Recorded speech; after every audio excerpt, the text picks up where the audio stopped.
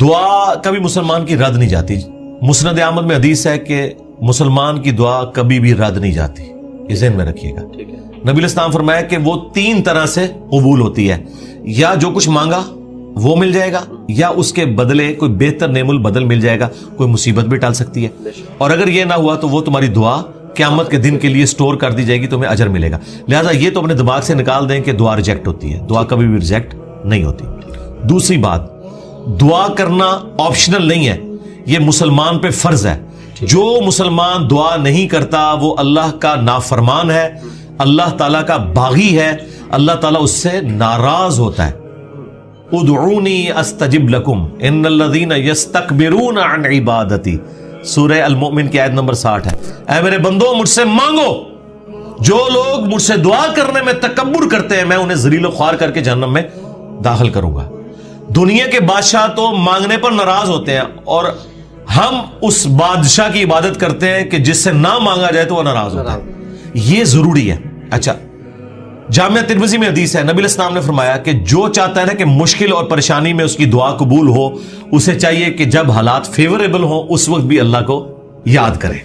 ہاں, دعا سے اپنے آپ کو بے نیاز نہیں کرنا. ٹھیک ہے. پھر دیکھیں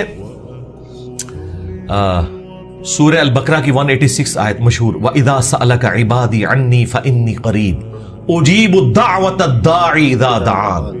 ہاں, اے نبی صلی اللہ علیہ وآلہ وسلم, جب میرے بندے آپ سے میرے بارے میں پوچھیں تو آپ فرمائیں میں تمہارے بالکل قریب ہوں, ہر پکارنے والے کی پکار کو سنتا ہوں, لیکن فَلْيَسْتَجِيبُوا لِي, ان کو بھی تو چاہیے کہ میرا حکم مانے, وَلْيُؤْمِنُوا بِي, اور مجھ پر ایمان لائیں, لَعَلَّهُمْ يَرْشُدُونَ, تاکہ یہ کامیاب ہو سکیں. تو یہ ون وے ٹریفک نہیں میرے بھائی, یہ دونوں طرف سے ہے. اس طرح نہیں ہوگا کہ آپ نافرمانیوں کی زندگی گزاریں اور پھر آپ باغیوں والی زندگی گزاریں اور پھر دوستیاں بھی نمانے کی کوشش کریں. پھر دعا کا ایک پروٹوکول ہے. جامعہ ترمذی میں حدیث ہے, نبی علیہ السلام بیٹھے تھے, سیدنا ابوبکر سیدنا عمر بیٹھے تھے, ایک شخص آیا, اس نے نماز پڑھی اور ڈائریکٹ اللہ سے مانگنا شروع کر دیا. نبی علیہ السلام نے فرمایا سائل نے جلدی کی. پھر ایک اور شخص آیا, اس نے نماز پڑھی, اللہ کی حمد کی, پھر دروشی پڑھا, تو آپ نے فرمایا سل تعطا, سل تعطا, مانگ تجھے دیا جائے گا, مانگ تجھے دیا جائے گا. اور دوسرے بندے کو آپ نے بلا کے کہا کہ جب دعا کرو پہلے اللہ کی حمد کرو, پھر دروشی پڑھو, پھر اللہ سے مانگو. اور نماز میں دیکھیں پہلے ہم اللہ کی حمد کرتے ہیں, التحیات للہ والصلوات والطیبات, پھر سلام عرض کرتے ہیں, اس کے بعد دروشی پڑھتے ہیں, اور اینڈ پہ دعا. یہ پروٹوکول ہے دعا کا, یہ طریقہ ہے دعا کرنے کا. آپ نے دعا اس طریقے سے اللہ کے حضور پیش کرنی ہے تو دعائیں اللہ تعالیٰ قبول فرمانے والا ہے. اور بعض اوقات انسان یہ چاہتا ہے کہ جو میں مانگ رہا ہوں نا یہی مجھے مل جائے. یہ سب سے بڑی انسان کی کمزوری ہے. میں اپنی زندگی میں کئی ایسی دعائیں جانتا ہوں جو میں آج کہتا ہوں کہ شکر ہے وہ قبول نہیں ہوئی, اور اس وقت اگر آپ مجھے پوچھتے تو میں کہتا کہ میری زندگی کی سب سے بڑی خواہش یہ ہے. میں نے خلاف کعبہ 2002 میں پکڑ کے دعا کی تھی کہ اے اللہ مجھے بریلوی مارنا, بجائے یہ کہنے کے کہ مسلمان مارنا, میں ایک فرقے کے لیے دعا کر رہا تھا. شکر ہے اللہ قبول نہیں کی تھی, تیری مہربانی. آندہ بھی کوئی دعا قبول نہ آئے تھے, اسی میں بہتری ہے جو قرآن میں ہے نا کہ جس چیز سے تم کراہت محسوس کر رہے ہوتے ہو عین ممکن ہے اس میں تمہارے لیے خیر چھپی بھی ہو. اللہ جانتا ہے, تم نہیں جانتے. بعض اوقات انسان کسی چیز میں کراہت محسوس کر رہا ہے, اس میں خیر چھپی ہوئی ہے, اور جس چیز کو محبت کی نظر سے دیکھ رہا ہے اس میں اس کے لیے شر چھپا ہوا ہے. اس کو ڈاکٹر ذاکر نائک نے بڑی مثال پیاری دی تھی کہ آپ کا امریکہ میں کوئی بزنس ہو اور آپ نے فلائٹ سے پہنچنا ہو, میٹنگ ہو آپ کی, اور وہ میٹنگ آپ اٹینڈ کریں تو آپ کو کروڑوں کا بزنس ملنے والا ہے, اور اگر رہ جائے تو آپ کا اتنا نقصان ہو جائے گا سارے بزنس مین کے لیے. آپ جیسے ہی ٹریفک کے لیٹ ہونے کی وجہ سے ایئرپورٹ پہنچے اور آپ کو پتا چلے کہ وہ جہاز اڑ گیا ہے جس میں آپ نے جانا تھا, تو آپ کہیں گے میری زندگی کی سب سے بری خبر تھی جو میں نے سنی. اور اسی گاڑی میں واپس آتے ہوئے آپ کو خبر ملے کہ وہ جہاز کریش کر گیا, تو آپ کہیں گے وہ میری زندگی کی سب سے بہترین خبر تھی جو میں نے اس وقت سنی تھی, شکر ہے میں نہیں بیٹھا اس میں. ایک ہی خبر تھوڑی دیر پہلے زندگی کی بدترین خبر تھی اور اگلے لمحے وہ سب سے اچھی. اچھا, اس چیز کو اللہ نے قرآن میں حضرت موسیٰ اور خضر کے واقعے میں سمجھایا ہے جس میں وہ ایک بچے کی گردن مروڑ دیتے ہیں. وہ یہ نہیں ہے کہ یہاں کو پیر بچوں کی گردنیں مروڑیں گے, وہ فرشتہ تھا, وہ حضرت اسرائیل والا کام کر رہا تھا, اس کو اللہ تعالیٰ نے اتنی عمر بچے کو دینی تھی. لیکن اس کے جواب میں انہوں نے کیا کہا کہ تمہارے رب نے ارادہ کیا کہ اس سے بہتر اولاد انہیں دے، کیونکہ اس اولاد نے ذلیل کروانا تھا ماں باپ کو. تو مسئلہ تقدیر سمجھایا گیا نا کہ اگر کوئی تکلیف پہنچتی ہے تو آپ کو نہیں پتا. اور واصف علی واصف صاحب کہتے ہیں میں ایک دفعہ داتا دربار بیٹھا ہوا تھا، ایک بندہ دعا کر رہا تھا یا اللہ جو 25 سال پہلے میں نے دعا مانگی تھی وہ واپس لے لے. یہی وہ ریپیٹ کر رہا تھا. تو میں نے اسے بعد میں پوچھا کہ یہ آپ کیا بات کر رہے ہیں؟ تو کہنے لگا میری بیٹیاں ہی تھیں، ساری اچھی نکلی ہیں، لیکن میری تسلی نہیں ہوتی تھی. 25 سال پہلے میں نے ایک بیٹا مانگا رو رو کے، کتنی منتوں سے مرادوں سے، اور وہ چرس اور ہیروئن کے نشے میں پڑ گیا تو گھر کا سارا سامان اس نے بیچ دیا. تو بڑا بہتر کیا تھا اللہ نے جو مجھے بیٹا نہیں دیا ہوا تھا. تو یا اللہ وہ دعا واپس لے لے. ٹھیک ہے، اس لیے آپ نے اپنے معاملات کو ذرا دیکھ کے بھی چلنا ہوتا ہے، لیکن دعا ضرور مانگیں. اللہ تعالیٰ کے بارے میں پیسمسٹک نہ ہو، آپٹیمسٹک. نبی الاسلام کی حدیث ہے بخاری مسلم میں کہ کبھی یوں بھی دعا نہیں کرنی کہ اگر یا اللہ تو چاہے، اگر وگر نہیں، پورے پیشن سے مانگیں، صحیح دعا مانگیں. اور مسلم شریف میں حدیث ہے نبی الاسلام کہ ایک صحابی اتنے بیمار ہوئے کہ وہ ہڈیوں کا پنجر بن گئے. نبی الاسلام ان کی عادت کرنے گئے. آپ نے کہا کہ تو اللہ سے کیا مانگتا ہے یہ جو تیری حالت ہوئی ہوئی ہے؟ تو نے کہا یا رسول اللہ میں اللہ سے ایک ہی دعا مانگتا ہوں کہ اے اللہ جو تو نے مجھے آخرت میں عذاب دینا ہے نا دنیا میں ہی دے لے.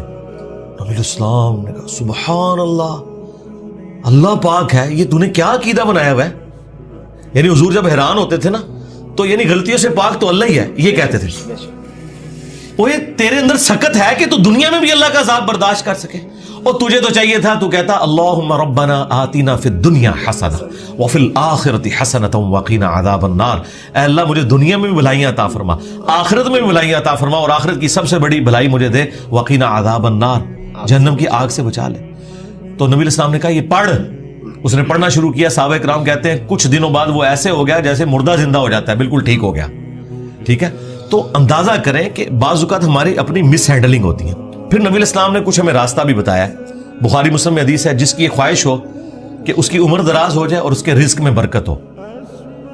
یہی دو دعائیں ہیں جس کے پیچھے لوگ درباروں پہ بھی جاتے ہیں، ادھر ادھر ذلیل ہوتے ہیں کہ جی صحت والی زندگی ہو، لمبی ہو، ظاہر انسان کے اندر اللہ نے خواہش رکھی ہے، اور فراخی ہو. نبی الاسلام نے یہ دونوں چیزیں گنوائی. بخاری مسلم کے الفاظ ہیں جو یہ چاہتا ہے نا وہ اپنے رشتہ داروں کے ساتھ اس نے سلوک کرے، شریکہ نال. پنجابی کہتے ہیں شریکہ نال، کیونکہ انسان دوسروں پہ لگا لیتا ہے، شریکہ نو نہیں دیتا. جدھر یعنی آپ کے وہ کامن انٹرسٹ ہوتے ہیں نا، وہ شریک ہوتے ہیں نا وہ. اس لیے آپ دیکھیں یہ سارے تعویذ دھاگے بھی شریک کرواتے ہیں.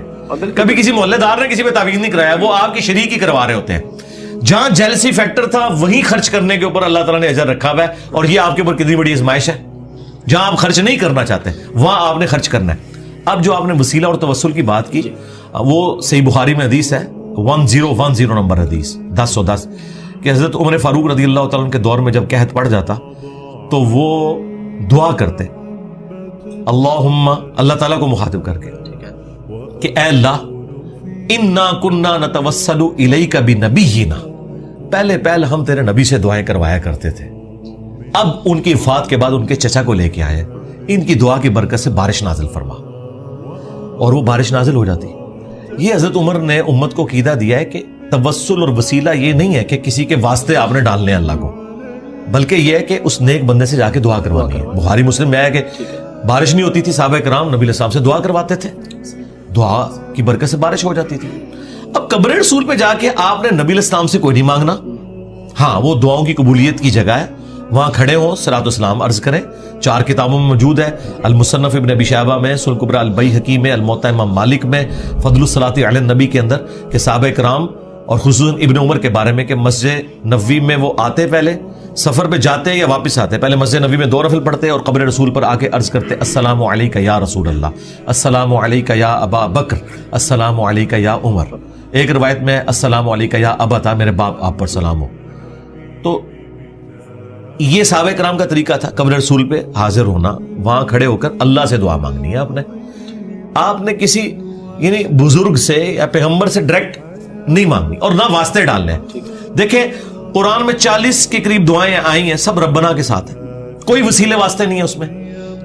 مجھے نہیں سمجھ آتی آپ وسیلے واسطے سے بھی آگے جا کے یہ ڈائریکٹ بزرگوں کو پکارتے ہیں، یا علی مدد کہتے ہیں، یا شیخ عبد القادر جیلانی مدد کہتے ہیں.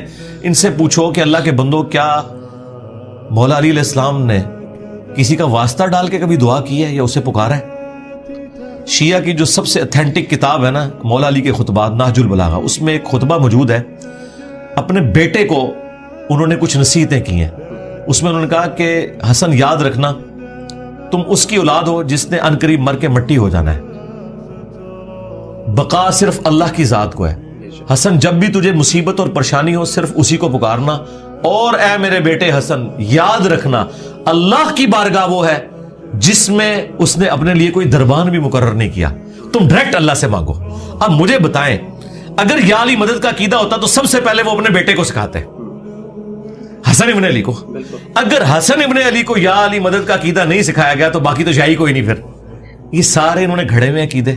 ہاں آپ یہ کہہ سکتے ہیں اے اللہ جو تجھے اپنے نبیوں سے، ان کے اہل البیت سے، ان کے صحابہ سے محبت ہے، میں اس محبت کا وسیلہ تجھے پیش کرتا ہوں کہ میرا یہ کام کر دے. یہ اللہ کی صفت کا وسیلہ ہوگا. ٹھیک ہے. وَلِلَّهِ الْأَسْمَاءُ الْحُسْنَى فَادْعُوهُ بِهَا. اللہ کا اپنے پیغمبروں سے محبت کرنا یہ اللہ کی صفت ہے، اس کا آپ وسیلہ پیش کر سکتے ہیں. ٹھیک ہے. اس طرح نیک اعمال کا وسیلہ وَاسْتَعِينُوا بِالصَّبْرِ وَالصَّلَاةِ، نماز اور صبر کے ذریعے اللہ کی مدد چاہو، بالکل آپ وسیلہ پیش کریں. وہ 3 لوگ وہ غار میں پھنس گئے تھے، بخاری مسلم میں آتا ہے، انہوں نے اپنے عمل کا وسیلہ پیش کیا، یہ آپ کریں، بالکل کریں، اس میں تو کوئی شک والی بات نہیں. لیکن یہ جو واسطے ڈالنا فلانے دا صدقہ یہ کوئی ثابت نہیں میرے بھائی. اس طرح کی کوئی روایت اصول محدثین کے اوپر صحیح نہیں ہے جی.